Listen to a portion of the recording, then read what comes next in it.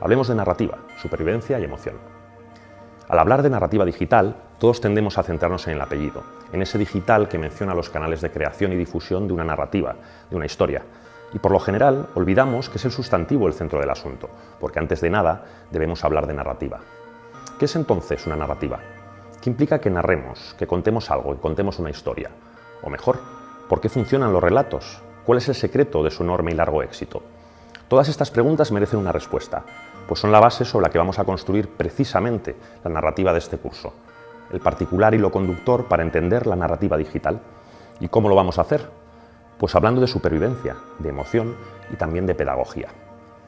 Empezaremos diciendo que los relatos, las historias que nos contamos, son el engranaje secreto de nuestro principal mecanismo de supervivencia como especie, la sociedad.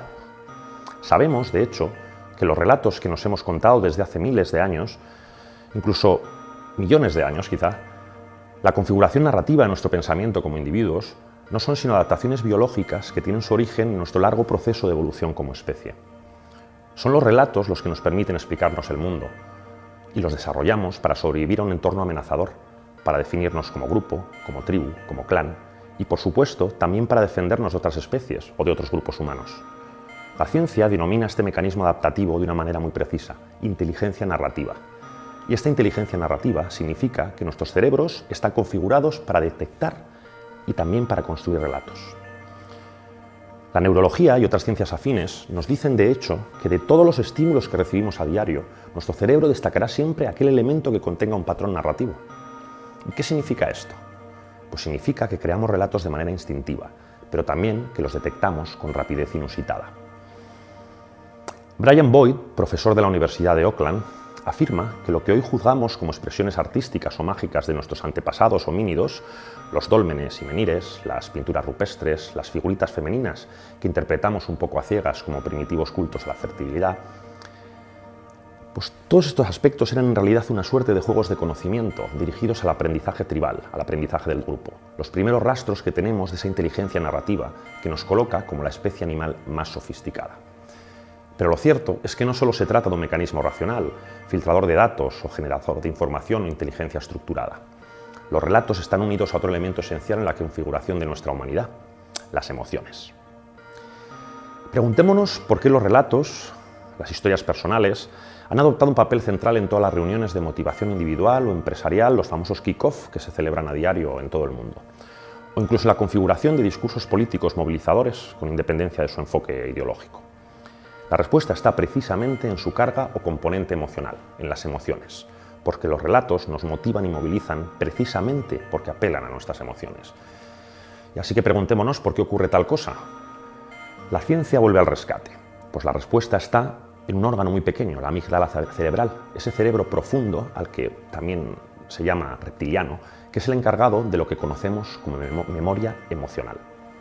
La amígdala pertenece al sistema límbico, el lugar donde se aloja la información genética más antigua de nuestra configuración biológica como especie. Y es la amígdala la encargada de gestionar y activar nuestras reacciones emocionales de supervivencia.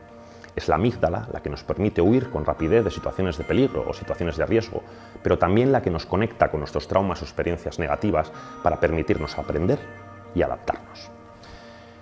Os propongo un ejercicio. Acudid ahora a cualquier recuerdo personal que guarde una gran carga emocional para vosotros, y no importa que sea positiva o negativa.